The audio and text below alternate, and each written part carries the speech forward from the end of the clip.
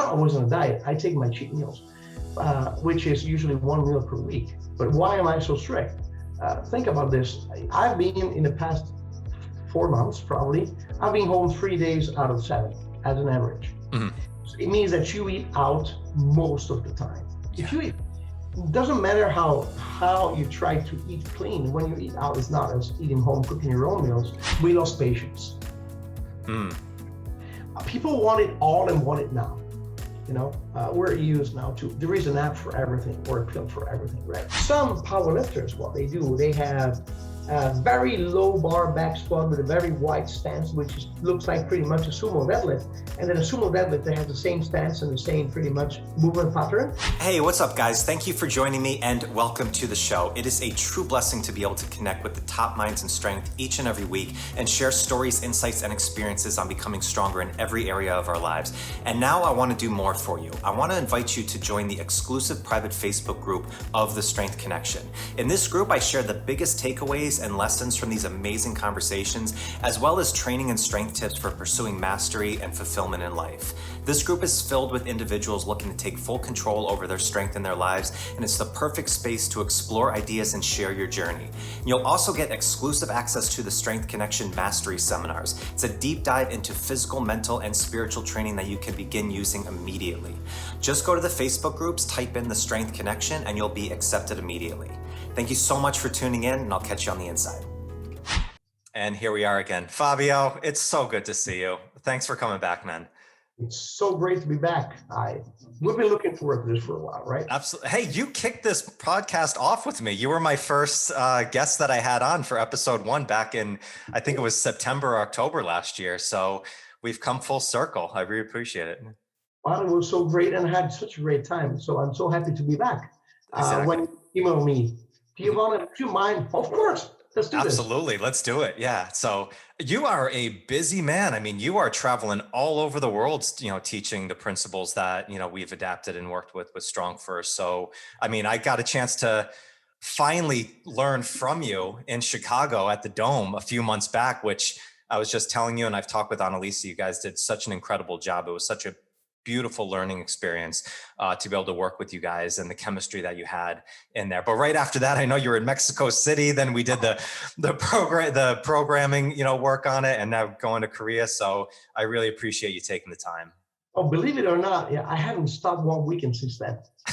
I started a couple of weekends before the Dome because I went in Brazil the end of March. Then we had the SFL in Italy, which happened on Easter Day. And you know why? Oh, wow. When we scheduled it, we did not realize it was Easter. It was, a year in advance. And then at one point, someone emailed me and said, hey, it's Easter. Oh my God. And it was too late to reschedule it. So we did that on Easter. Then came over to Chicago, which is an Italian national holiday there. Then went to Mexico. And since then we had we had the Programming Improv in Denver. We had one in Mexico. And then we had Programming Improv and SFG1 here in Italy. Then there was Poland, and so on. And it's not going to be finished until the end of July. I'm closing the circle with Croatia. And then finally in August, going to be a easy month. I only got one in Israel. Okay. But then I'm going on vacation. Oh, there it is. Go on vacation from there. Yeah. I was going to ask, I'm like, dude, how do you stay so strong? Like just traveling around in here and getting your own workouts in? I'm sure we'll talk about that at some point. Question very, very, very often. You know that all our certs are kind of planned in great advance. So I plan my trips in a manner that I make sure that I have a gym, I have the time and the space to train, so I don't miss a training session. I brag about this, because the last training session I missed without recovering it somehow happened in August 15, 1996. Wow. Since then, I never missed a session. I mean, I didn't miss it, but I recovered it somehow. Even if I had, a flu or whatever. When I had COVID, I trained. Right. I was lucky to have, very mild symptoms. So I do get organized.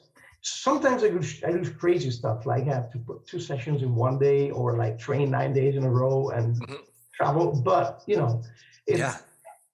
you're teaching this stuff, right? Teaching stuff, you're teaching the principles, you're telling people to be committed and consistent, and you got to walk the talk. If you don't how can you be reliable? You got to be the first one who lives by, the principle he teaches. Right. So, and Analisa is the same, by the way. I mean, Right. we've been training in Chicago before we left for Denver. We found a gym. One of our athletes at the SFL were so kind to host us. And then we went in Denver. We found a gym in Denver. We found a gym in Mexico, and so on. Okay. Yeah, I was going to say, it was actually the question that popped up in my head this morning. I was like, Fabio's all over the place. How does he actually train himself and do this? But I remember I talked with Analisa, the same thing. Probably having a partner in crime of, when you are traveling together helps so much in keeping that going. But it's just it's a good testament of just, figuring it out as you go. It's like, you're not always going to have the perfect ideal situation to train. You got to figure it out as you go along. And it's interesting because I have a training partner who trains with me here in my home gym downstairs behind my butt, actually. And Analisa basically virtually trains with me because we're on the same planet. So we share our training diaries, right? And we make sure we're all on the same page. So when we get the chance to train together, we can do the same training session. So we keep coordinated wherever we are. That makes it interesting. Sometimes, it's just splitting a session between lunch breaks and certs, finding a way there, or you don't have the bench press, so you have to do the bridge floor press, switch one exercise with the other. But most of the times, getting organized by time allows you to do it, which, allows me to tell people, general excuses. I don't have time, my working schedule is stuff, I got family, I got this, I got that. You find many excuses when you figure out the way. Yeah. Now, if I figure out a way, traveling, you got to figure out a way. So again, you got to lead by example. So if you can provide solution if you've been there, right? Yeah. It's so funny. I coined a analogy with the clients I work with called the highway of strength, where it's like, sometimes you need to go in the right lane and it's just cruise control. You're not going that fast. Sometimes when you have more time, you can go into the left lane and start passing, put the pedal to the metal, but either way, you're still moving forward. So sometimes in life, you're going to be traveling a lot. You can't go into that pedal to the metal lane, but you just got to kind of put it on cruise control and just figure it out. Well, yeah. And also, to be honest, it's also a matter of health. I get very often this question, how can you we're out, we got the group dinners and so on. How can you be on a strict diet and so on? I'm not always on a diet. I take my cheat meals, which is usually one meal per week. But why am I so strict? Think about this. I've been in the past 4 months, probably, I've been home 3 days out of 7 as an average. So it means that you eat out most of the time. Yeah. If you eat, it doesn't matter how you try to eat clean. When you eat out, it's not as eating home, cooking your own meals. So if I allow myself to being not strict with the way I eat, if I allow myself not being strict with the way I sleep, so I always try to make sure I get enough sleeping hours. Sometimes I refuse some. I have to say no to some of group gatherings and stuff like that because I know that for some other folks it's following day is the day off. For me, it's being on a plane. Right. And so I bring also snacks and meals with me all the time. Canned beef, canned tuna fish, and stuff. So eating well and sleeping well and training on a regular basis is important because otherwise at 53 I wouldn't be in shape.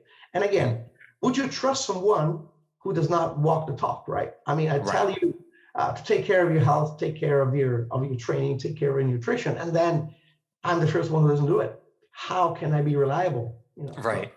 Well, and it's a beautiful analogy of, we talk about this term balance all the time. And I don't love that word because it always seems like you have to have everything exactly the same, where my coach, Tyler, a good friend of mine, used the word harmony. It's like, if you have all these things in harmony together, it's a lot better. It's a lot more lifestyle. Cause it's like, yeah, if you're going out to eat, I know in Chicago, there's Fogo de Chao right down the street. There is some tasty food that you're going out there. It's not the most ideal macro plan that you're having down. But if you can, you can still get some training in and you manage your sleep, you're still doing other things. So you're eventually balancing things out together. But I think that's where a lot of people, they struggle with, because they think like if one thing is off, then everything's going to be off. It's like, no, you can manage these things and you're still going to come out on top in the end. And then when time opens up and you have a little bit more free time in a regular schedule, then maybe you push it a little bit more and you get back into the groove. Oh yeah, and you also change some of the habits. You just made me think about something funny, so I'm going to share this story with you because it's really funny. When I travel a lot, right, like now, I stick to a keto diet. And the reason, it's not the only way I like to eat. I tend to be a paleo guy. But keto is perfect when you travel because you don't have to really weigh foods. It's about what you eat, not how much you eat. And proteins and fats, you find them everywhere. You just got to be careful about carbs.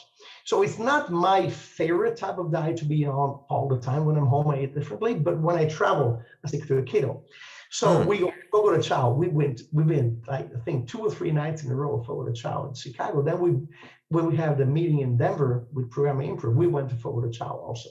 So as soon as you get in Fogo de Chao, you know there is a salad bar, and everybody goes there. And it's not only salad, right? It's called salad bar, but there's everything but salad. Oh, bar. Absolutely. there's pretty much everything you love, right? And you should eat. Yes. So, and interestingly, if you go in Brazil, in those churrascaria, that's the way they call them, there are also desserts there in the salad bar. So you get salad. In Fogo de Chao in the US, they prefer to sell you the dessert as an extra, so you get desserts later. But everybody goes to the salad bar because everybody's starving, right? And I just wait. I wait to get all the meat, right? Right. So I eat all the meat and I wait. So then when everybody is getting dessert, then I go to the salad bar. There you go. It was interesting because they were expecting me to come with some healthy stuff, salad, I did Ron Swanson style. I came back with a plate full of bacon. Everybody was having cheesecake, ice cream or something like that. And I had the bacon. So, and I thought about give me all the bacon or eggs you have. Oh my God, that's so fun. It's telling you, I'll tell you a short story. That first day of our SFL, it was a great day, but kind of in the morning time, didn't really plan food well. And then I was one of the few that we had to do our research work in lunchtime. So really didn't get a chance to eat. So by the time we went out, there was a few of us. I didn't eat anything except for like some Cliff Bars and kind of some energy stuff throughout the day. So I'm starving. So all of a sudden I look down and there is just probably a good half a foot of just meat piled up on this plate because they just keep going over and over again. But I kind of did the same thing. I was like, all right, I'm just going to keep it more on this kind of a keto based, kind of paleo type based work. And I'm like, and I'll fill up on the good proteins from there. And it's not the perfect plan to do, but I think just the great lesson behind that is there's always a way to navigate around it to stay. Yes. And by the way, I was in the same situation. I ate zero food that day during the cert because I realized I'm more sharp. And also, during lunch breaks, we had to take care of research and other admin stuff and so on. So what I usually do, I get a good breakfast, right? Got a good breakfast, fast all day. So in the evening, you go there, you see the sun, all right? And you have to think long-term view, wait for the meat. Oh my God, this is the best start to a podcast ever. We're just talking about meat and food. It's beautiful. So it's the best. So one of the things I wanted to talk to you about is because after we had so much we were doing in SFL, we didn't get a chance to do the programming. So we set up a time where you woke up super early and you brought us through the programming side of it, which was just absolutely incredible, looking at all the different cycles, different ways that you can program barbell work into your routine. But one of the things you dove into a little bit from that, which you went to Denver with, was the Program Improv, which was kind of the, adapting, a program, but making it really fit your individual situation in a way. So I know there was something that is relatively new of what you were working on. So could you give a little bit of an overview of what Program Improv is really about? Yes, it was really improv, especially the first session, the one we did in Denver, because we had to, initially we would have to take the measures, to understand how to, you come up with a plan with a schedule. And then when you teach it live, you you're never able to stick to that schedule. So we had to improvise and change it along the way. And so to make sure that we gave all the information we were planning to give, and also we adapted, because the great thing about programming improv is that there is a part which is a staple, which is, talking about training principles, strength and hypertrophy, and so on and so forth. And then showing several plans. I'll dive more into this later on. Plan templates, and then case studies. So participants would submit in advance their case study, which may be their personal training situation, or they're coaching a team, or they're coaching an athlete, and so on. And we basically improvise, Pavel and I improvise and find solutions to the problem, and show how all those templates and those principles that we have explained in detail before can be put together to create a plan, to plan the training session for one specific person. And we get several examples, right? And so great thing was, first of all, teaching with Pavel is wonderful. We have a very good chemistry in teaching together, because I was born as one of his students. So I'm very much along his lines, and most of the stuff I know, I learned it from him. So, and of course I have other sources, because I come from a powerlifting background here in Italy, and a bodybuilding background here in Italy. So there's stuff that kind of complete each other. Pavel's being more into strength, I'm being more into hypertrophy. So we put together what we know, and he knows a lot about what, Soviet and former Soviet and Russian sports scientists have put together, and athletes put together, plus many from the US, and I know a lot about Europeans. And so what we did before that, we just threw in a bucket everything we had, and then we started organizing it, right? The great thing is that Pavel and I came up with different ideas to solve the same problem. So people could have different solutions from different perspectives, but they both worked, right? Gotcha. And the great thing is that for some reason, I hope he has the same feeling, but Pavel and I kind of understand each other on the fly. So he can continue a discussion I started, or a sentence I started, and I can do the same. He knows exactly where I'm going. I know exactly where he's going. Gotcha. So that makes it work really well. And we have different teaching styles, of course, but we apply the same principles, so things get together really well. And so what we did in both events, because we had one in the US and one in Italy, the one in Italy was already live and also online. Initially, we set some bullets, which were several principles, not about intensity, volume, the basic parameters, but what happens if you train, how does what you do the day before your main training session influence your main training session? How does what you do the following day influence your training session? How to combine doing heavy lifts the day before your main session, or doing light lifts the day before, or doing light lift the day after. What does that change? I think there were several answers to questions that people always had and never asked or never found information. And then what we did, we brought up stuff that has been, there for decades, several decades. Like things you almost forgot about and just brought back to the surface. Some of them are still used. Some of them are just became forgotten. Yes. But still very valid. And some of them we brought them up as they were. And with some of them, we brought up how we have rearranged them, or how we have implemented new knowledge into them, right? Okay. So are kind of updated. And that made it really interesting. It's interesting because many training strategies of the past that work really well have got lost when machines, and cardio machines and isotonic machine came to the gym in the fitness area. So you had different tools, right? And then we went back to the basics. StrongFirst uses minimalist tools, but also so many people, especially after the pandemic, got off the gyms, started training with kettlebells, bodyweight Right. bar equipment. So some stuff that was not used, or some training templates that were not used for decades, because they got forgotten because you had different availability in terms of equipment, training time, and so on, can be brought to light again right now, which makes it really interesting because you can revisit stuff that were almost forgotten. And I'm thinking about this, and for some reason, people think that in StrongFirst we don't like CrossFit. I have nothing against CrossFit. By the way, I'm CrossFit certified, if you see down there. Yeah. So the great thing that CrossFit did is bring back to light and bring back in fashion training modalities that were forgotten. I mean, they started, bringing in the Olympic lift again. Pavel brought kettlebells back into the game. But at least here in Italy, Olympic lifting was forgotten, was a dying sport. And now it's popular again. And now thanks to CrossFit. In calisthenics, now calisthenics is really popular.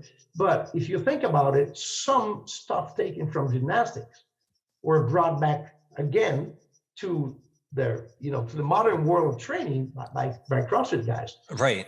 We went back to the basics. And you know that we have that T-shirt we sell in StrongFirst, which says in the back, in case civilization is temporary. Right. Is one of the motto of this. It goes back to the primal, yeah. And think about this, I recall that when that was Pavel day, when Pavel came out with that idea, doing the shirt, we were like, really? We're in the era of cell phones, apps, and so on and so forth. Civilization is temporary. And then we got the pandemic. And we got people who are used, to go to the gyms, get on their cardio machines, use electronic machines, have all luxuries, finding themselves training home with nothing available, waiting a few months before they could get a kettlebell or adjustable pull-up bar for the doorway or something like that. So civilization was indeed change, yes. In fact, I was on a call with Pavel yesterday. And we discussed, we spoke about this, it's interesting because the chance, I hope the pandemic never happened. And I hope we won't fall back into it. But, it gave us a chance to, become tougher and re-explore ways to adapt and overcome difficult situations, which includes training, of course. And, people who were not able to train if they didn't have their machines right now learn how to train with basically nothing. Right. Which is wonderful. But when you train with basically nothing, you need to have some knowledge on the training plans. The first thing that comes to my mind is how easy, and people think that barbell is, programming barbell is complicated, is the easiest thing to do if you think about other training modalities, because there's no limit. I think this comes from Mark Rickland, this sentence, to what you can load on a barbell. What does that mean? It means that you can load it with really heavy weight. Right. It means also that you can add only 1 pound per side, right? Or half a pound per side. So you can adjust your resistance really precisely, which gives you so many opportunities on creating progressive overload plans because it's easy to adjust. But when you're training with a kettlebell, let's say, thinking about the lady who can press the 16 for 6 reps. Pressing the 12 for 6 reps. Pressing the 12 for 6 reps does not mean you're able to press the 16 for once. Yes. It's only 4 kilos, right? It's only 4 kilos. But 4 kilos compared to 12 is 1/3. It's 33%. So it means that, imagine adding to the bar 33% of the bar of the weight. So today you're bench pressing, I'm saying with 100 pounds. Tomorrow you're going to 133 pounds. Not easy, right? No, so that's a leap of faith. So you need way more programming skills when you train, especially strength with kettlebells, because you don't have that weight resistance availability. So probably intensity, namely the weight you're using, cannot be the main variable for your training session. Right? Yeah. And now let's go to body weight. If you cannot do a body weight pull-up You can't cut off one leg in order to be able to do it. Right. Or think about this, you're doing push-ups, right? Doing push-ups on two hands, you may knock 30 reps. But then when you switch one hand to one hand, it's a whole different story. I mean, the jump between intensities or between progressions and regressions is so huge when you deal with body weight. And and not as much, but also with kettlebells that, you know what, you need to have way more refined programming skills. I mean, learning to program barbell training is fairly easy compared to all the rest. Right. But it's almost with barbell training, because you have so many choices of where to go, it almost seems more complicated for people. Like, I remember I talked with Dan John about the definition of minimalism. You know, we talked about putting a constraint in there. That's why a kettlebell training can be so effective, because like you said, like, you might be able to rep out with one bell, but you go up 4 kilos to another one and it does not carry over into what you think you should. Because if you do 8 with one, it doesn't mean you're going to do, 3 or 4 with the next one. You might not even be able to get one. So it does. Yeah. And another important thing, it builds, what we lost in the past decades with technology? We lost patience. People want it all and want it now. We're used now to, there is an app for everything or a pill for everything, right? Right. Want to get strong, with the bar, you can have the illusion of constant progress by just adding a little bit of weight on the bar every week or so on. But imagine that sometimes the people who are stuck with pressing a 40 kilo bell, it takes a year, to press the 44. I know people have been training for the beast tamer for 4 years before they got it. Beast tamer, it makes lots of patience. And by the way, one of the things that we brought up with Pavel during Program Improv were some types of cycles which are not done because they are not comfortable, but they are so effective. I just give you one example. Most of the plans you find with barbells are pretty much linear or wave plans where the main variable is intensity. So you just change it on the bar, right? Oh yeah, you may also adjust the volume, but you may change the weight. Now we showed some step cycles. Step cycles means that you stick with the same weight on the bar, right, for weeks before you make a little adjustment. 3-4 times a week, same weight, same rep scheme, and so on, until it becomes really comfortable, right? And only then you have a huge jump in the weight. And people don't have a hard time dealing with this because it's always the same thing, It sounds boring. My answer to that is results aren't boring. Yes. But imagine, compared to just keep adding weight and at one point having your forearm becoming sloppy and so on and so forth, sticking for so much time with the same weights and how much it allows you to dial in your technique. You get some perfect work also, and you progress slower, but it becomes really something that stays in time, and progress lasts longer. And your progress, you get stronger as you build a better technique at the same time, so you're also safer.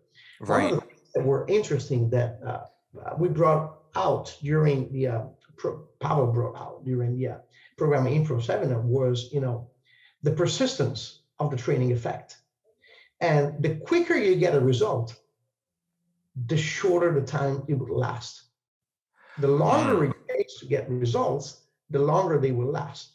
So it's interesting because accelerating your artificially in any way would be maybe by using, peak plans too often, maybe by using illegal substances, steroids and stuff, maybe even with just accelerating recovery with, too much, too often massage therapy and so on. Whatever gets you to get results faster, those results will not be stable in time. This is interesting. And there is one example I brought up was there is one a coach, powerlifting coach from Norway, very smart guy, is Dietmar Wolf. This is his name. And he trains powerlifting, the national team in the world. I don't know if he still does it, but when I met him, he did. And he came in Italy for a seminar. We invited him and he came over. And he's using a strategy that's very similar to what we do in Plant Strong, right? And what he does, he starts by assigning to his athletes a yearly volume. And then he divides that through, months and weeks and so on and so forth. It is interesting because he trains young athletes also. And what he says is, I don't care if you win the national championship next year.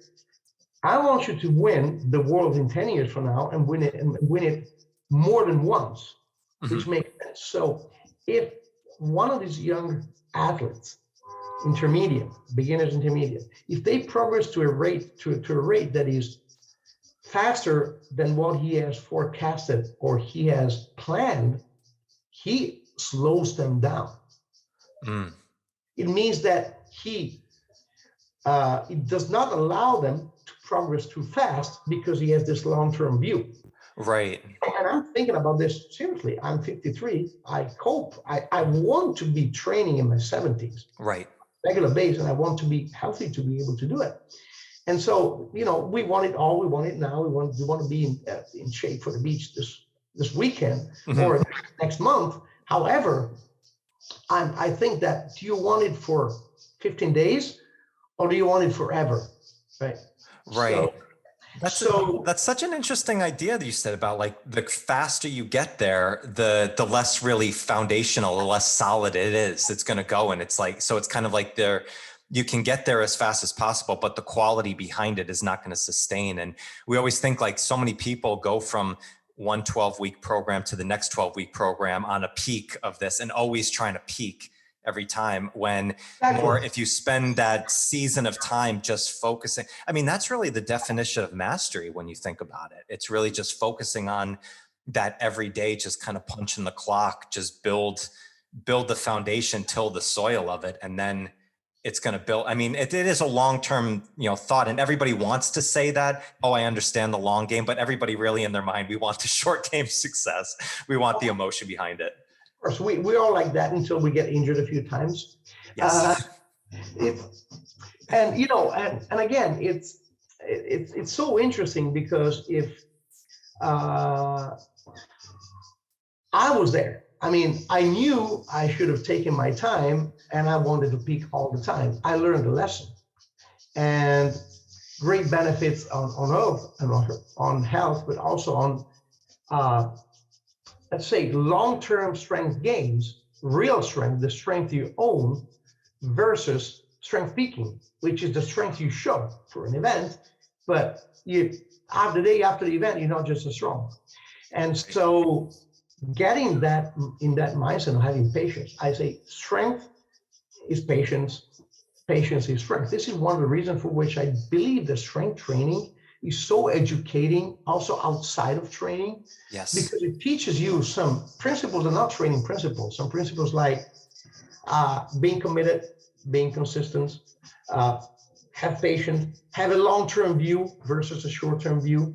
So this is interesting because taking your time to get where you want to get, and it's good because they say enjoy the journey. Okay, I enjoy the journey. I truly enjoy the journey. But if I like the place where I get, I want to stay there. Yes. Right. Yes. I don't want to drop down from there. So that's a good point in my opinion. And there's also another interesting thing. For those who want to change their plans so often because they want something new or something more effective, or because they get boring. Another interesting thing that was brought up is, when you start a plan, usually you adapt to a certain methodology within 2 weeks. So most of the results of any training plan you get into come within the first 2 weeks.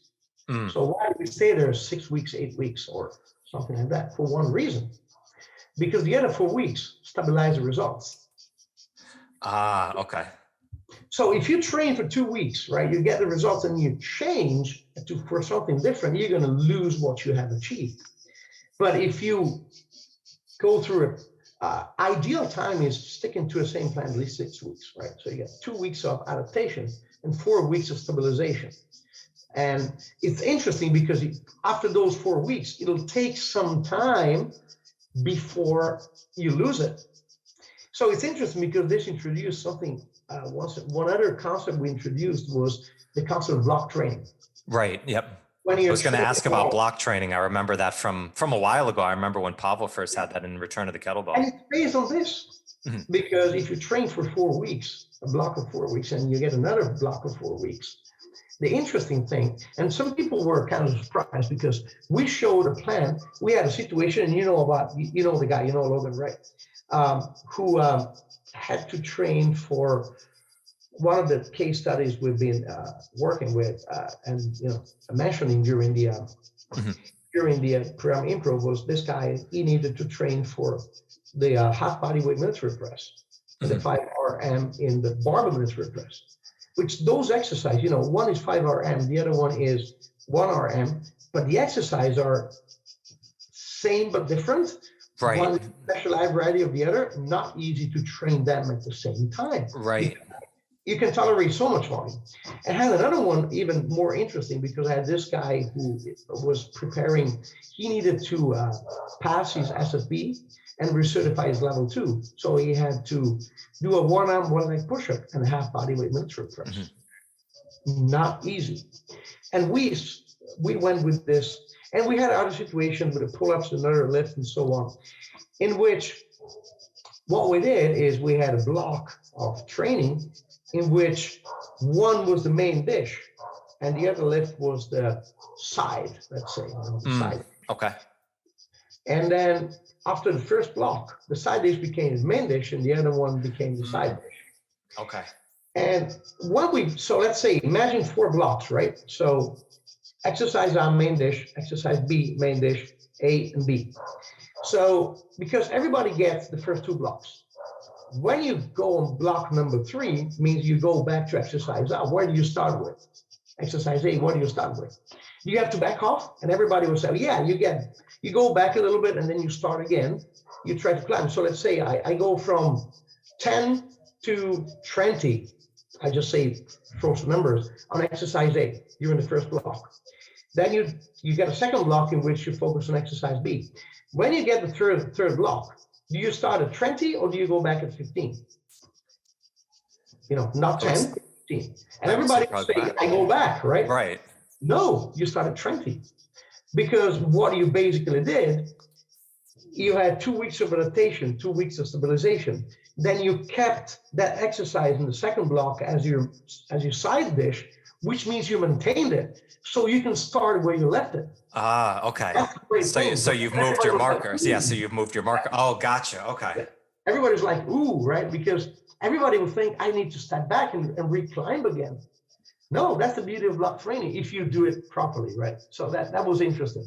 Wow, it is because I mean the example that you mentioned there of Logan, who I got a chance to work with. Logan, awesome guy, but he's a tall man with very long levers. So like pressing alone is a big thing in itself. But to combine that, you'd think that working on your 1 RM would carry over into your 5 rep. It maybe a little bit it would just from the press, but they are 2 very different variables. So the analogy that you used of the entree versus the side dish and then flipping, I think that's that clicked with me right away. I think that would click with a lot of other people. So you're essentially doing a switch over and then you've kind of set your new kind of low bar at weeks, after the first 4 weeks, and then you keep building from there. And by the way, I was thinking that Logan's press is my thruster. Yeah.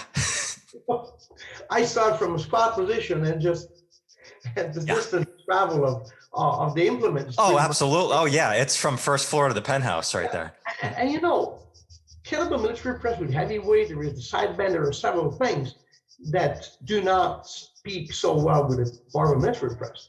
It was interesting because one of the plans that was suggested for the military press, I never recall if it was for Logan, but was a step plan based on the RPE, so the perceived effort, which was You always do your 5 sets of 5. Actually, 5 sets of 5 was the main session. There was a heavy session. There was a medium and a light during the week. And you keep doing that 5 sets of 5 with the same weight once a week with an effort, an RPE of about 8. You start with an RPE of about 8. Right? Okay. And then, so this is your heavy session, your medium and light session. You cut a little bit the volume so it's easier. And you keep doing the same thing for weeks. Until when? And you record your RPE. When your RPE drops below 6.5, you suddenly add weight to go back to an effort of 8, and you stay there. Now, it works like magic, and it's so simple. I mean, what do you need to do that, right? You don't need to be an engineer to design a plan like that one. And people would just, overlook a plan like this. But believe it, it's so valuable. Probably that makes it boring because you do the same things over and over and over. Mm-hmm. But, I'm thinking about this in regular fitness gyms. Most of the people do bench press every Monday for 20 years in a row. Right. And they don't get bored. Why don't people get bored in doing bench press every single Monday evening at the gym? Because it works, right? Right. So it works. Why don't do it? With the RPE work, I mean, I'm always fascinated by it because I personally love that work because I like just the awareness that goes into it of the body. It keeps that focus a little bit more. But I've had some struggle with some people of working with that because it's like it's that change. Some people just want to follow that, just tell me what to do of just going down the line and not have that same focus. Did you find that at all? Like, was there any struggle with people who were like focusing on the RPE mindset of knowing when that was dropping? Yes. In fact, you have several tools in your toolbox, and you can't use a hammer to drive a screw. Right. And you can't use a screwdriver to drive a nail.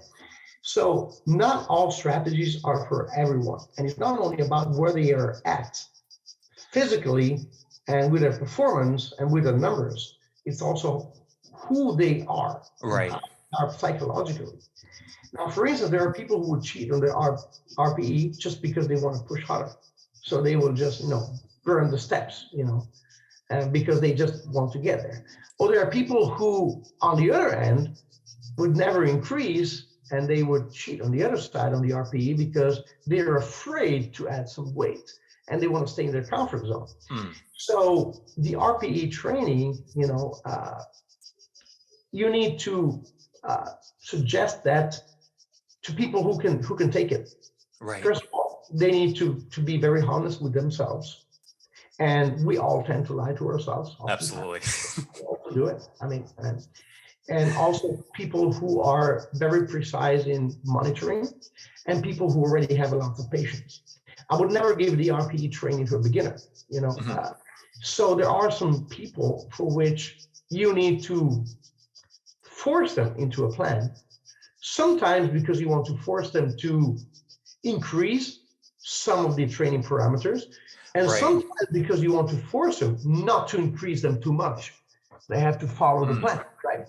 So every strategy applies to an implement, applies to a given training regimen, but also applies to a specific person. Right. It's interesting because the good thing about people, human beings, is that at one point they learn. Yeah. So there are not everyone, but many, most hopefully learn. For some, learning is just a matter of listening and interiorizing and understanding the principles. Some need to hit their head against the wall before they learn. I'm one of those, by the way.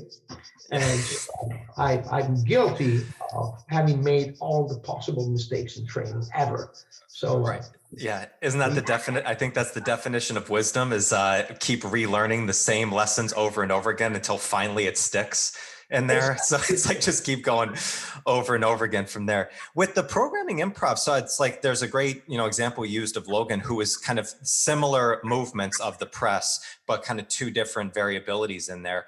Is that kind of the best way to take this approach if you have kind of two goals that are kind of in similar base movements, or could you do something with like an upper body goal and a lower body goal? Is that a way to kind of approach this style as well? with an upper body goal and lower body goal, everything is easy because you have more options. Right. I mean, you may do block training, but you may train them at the same time.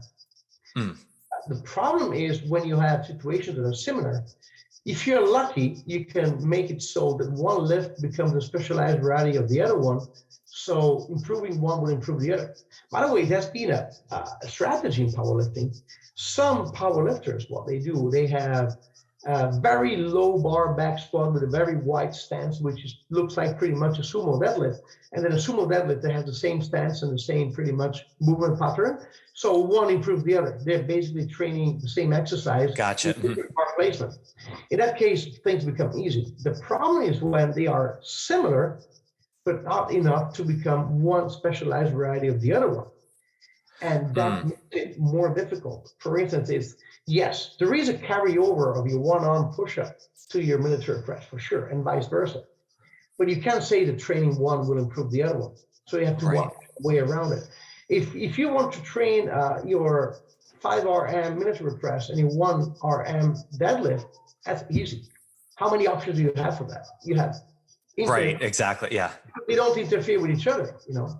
The problem is that when you have those situations, and Pavel and I during Program Improv, basically we took the most challenging ones. We took we discussed in Italy. We had also, if you see on StrongFirst blog, came out an article about this Italian soccer coach Mauro, who trained a professional soccer team here in Italy. They said they were ranked last, and within 10 months they got second place in the rank. Wow. And he used basically our principles and our exercise and our plans. And he took all of our certs. He's one certified instructor. He's a great guy. Mauro from his name.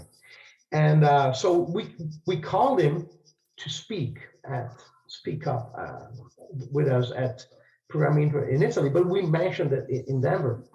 And you have other challenges there. So first of all, you're training a team.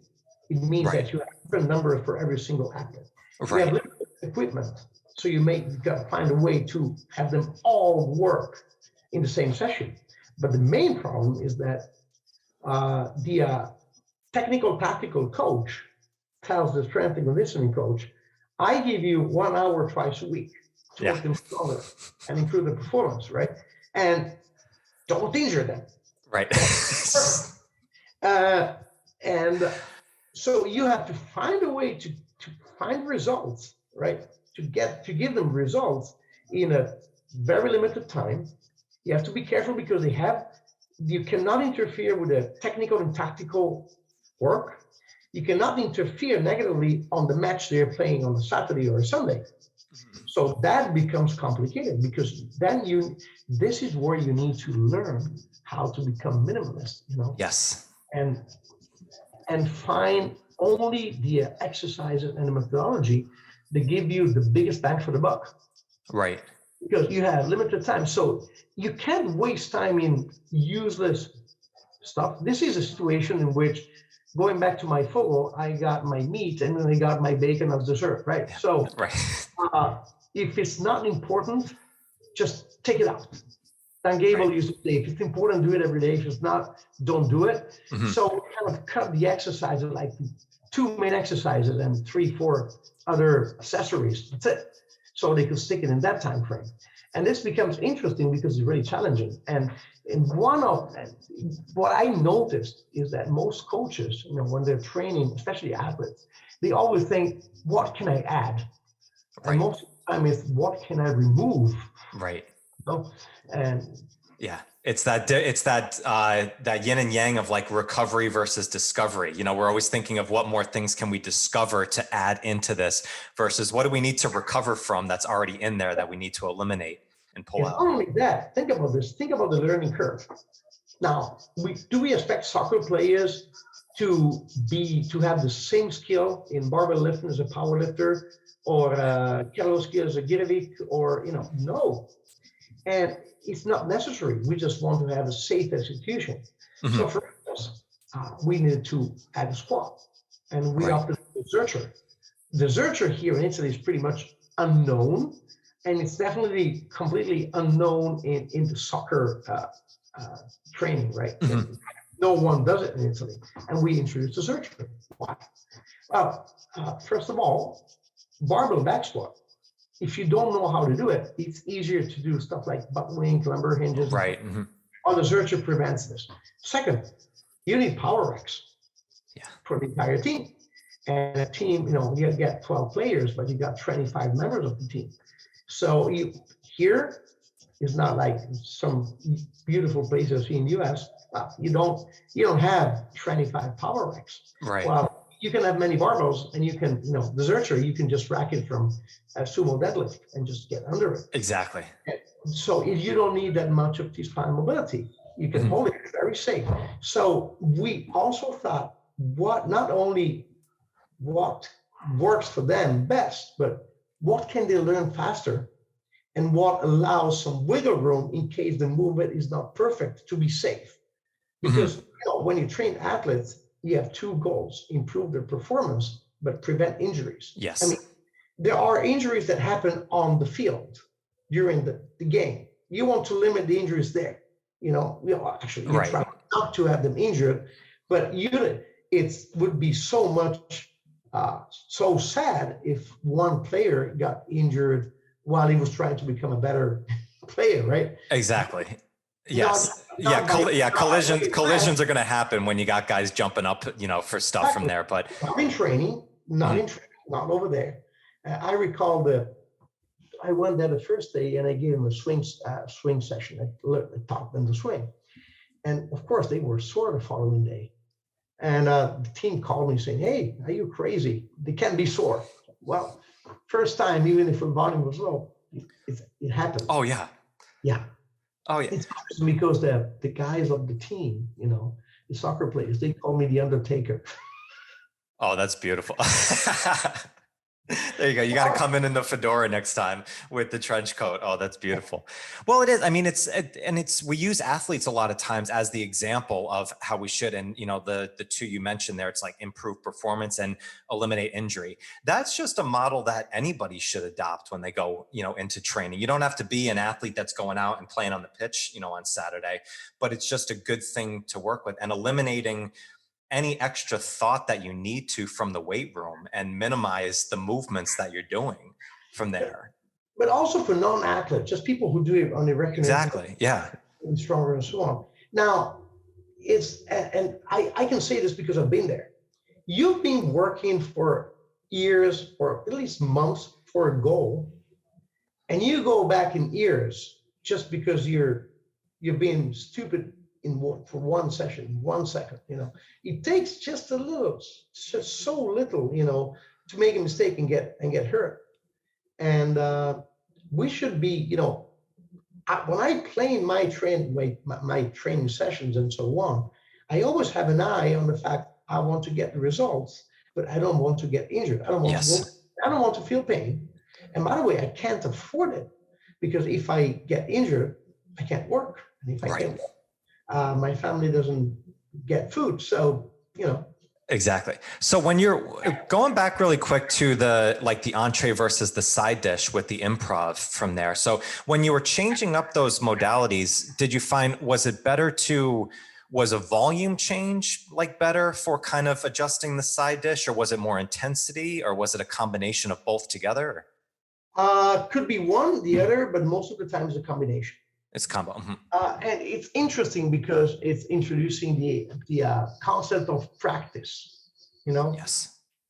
Which is during a one block, when a certain lift or certain lifts are the side dish, one solution may be just practicing.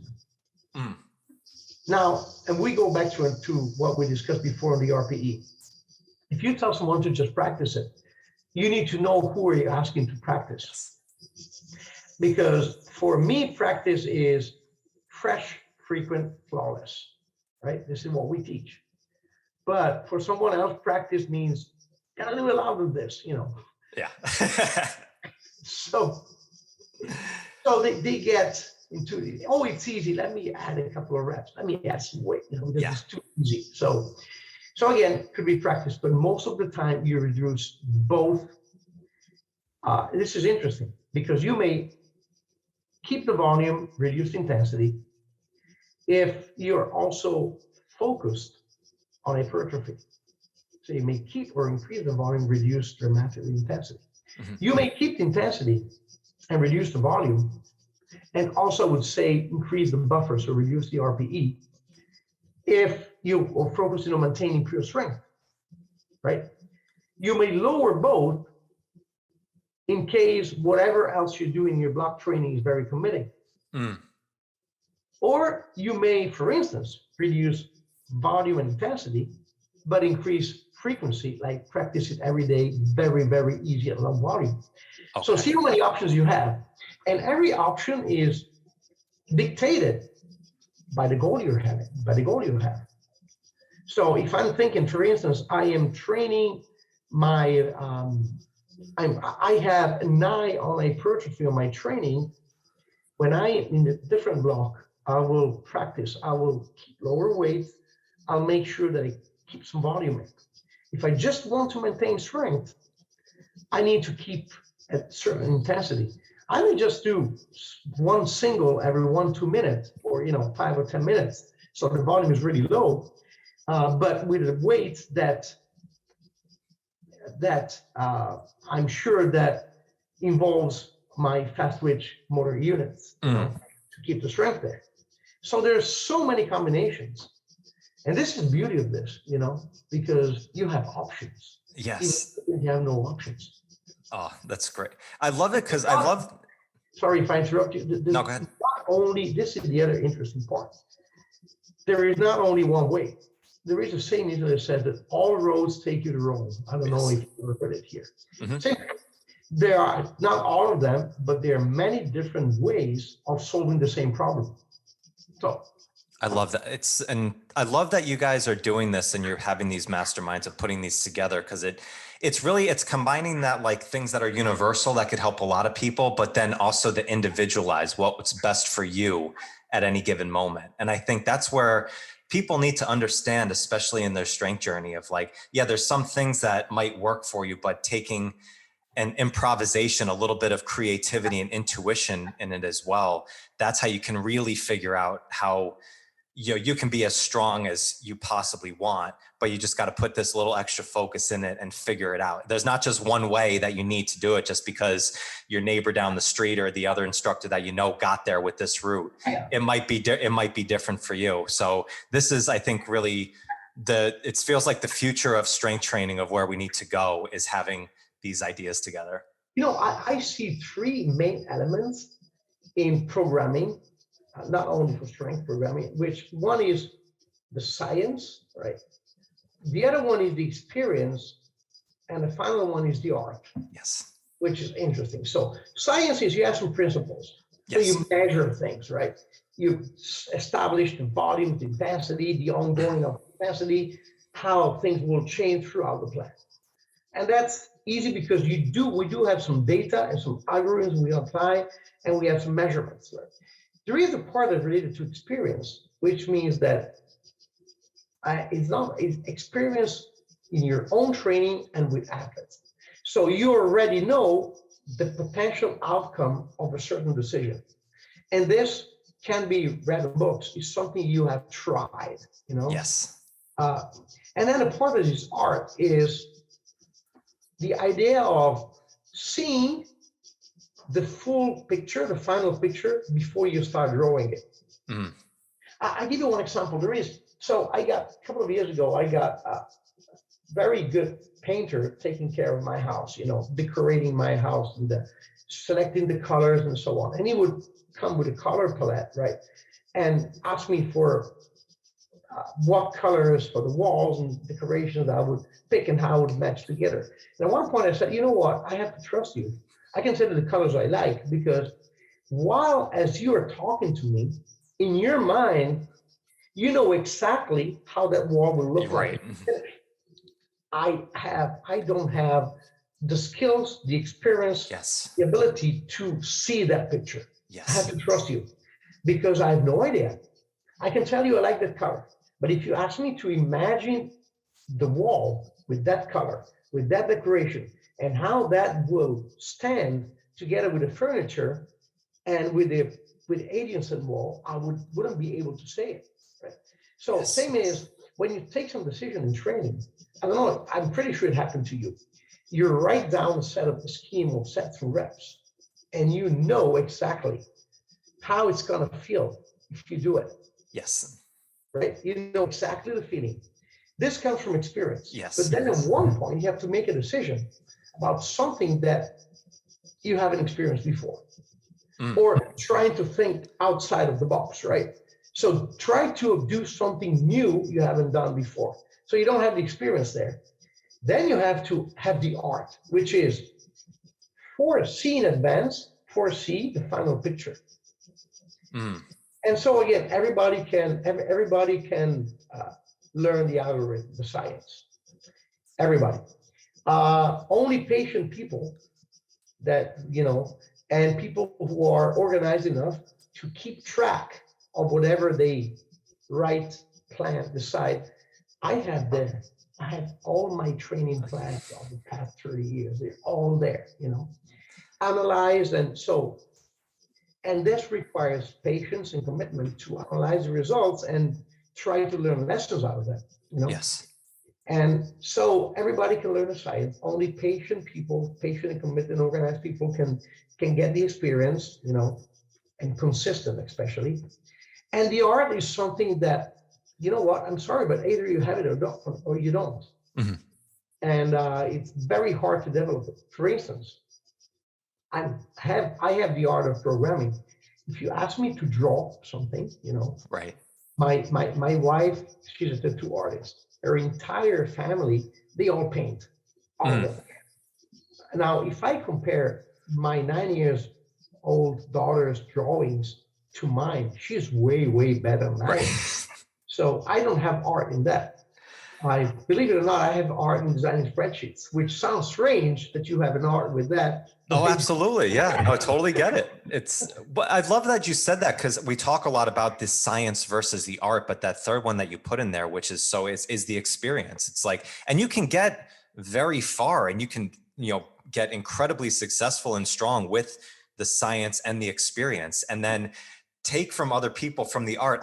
I'm not a programmer like that. I steal from you, and I talk to you, and I figure it out from there, but it's like but the more that you practice it and the more you put it into action, that's when you gain the experience. And I think that's the beautiful thing of really the whole lesson behind this, is that, you can go into the theory behind all of this and you can learn it all, but you got to just try it. You got to put it into play and start going into it and just figuring out from there. So, Fabio, you're the best. I love these conversations with you, and I'm sure we'll do this again at some point soon, but thanks so much for the time. This has been a blast. Whenever you want. I mean, I enjoy it so much. And by the way, it was great catching up with you in Chicago, and so great catching up with you today, and hope it's going to happen very soon in the future, either in a podcast or in person. It's a great human being. It's great spending some time with you and talking to you. So. Likewise, brother. Appreciate it. Thank you so much. Listeners, thank you so much. Go follow Fabio, and I'll talk to you guys soon. Thank you so much for joining me today. I hope you found some great value here. And if you like this episode, please drop a comment and leave us a 5-star rating and review. It does more to build the show than you can imagine. And do not forget to check out and join the Strength Connection Facebook group. In this group, I share the biggest takeaways and lessons from these amazing conversations, as well as training and strength tips for pursuing mastery and fulfillment in life. This group is filled with individuals looking to take full control over their strength, and it's the perfect space to explore new ideas and to share your journey. And you'll also get exclusive access to these Strength Connection Mastery seminars. It's a deep dive into the physical, mental, and spiritual training that you can begin using immediately. So do not wait, go now. Seriously, go. All right, much love to you. Thank you so much, and I'll catch you on the next one.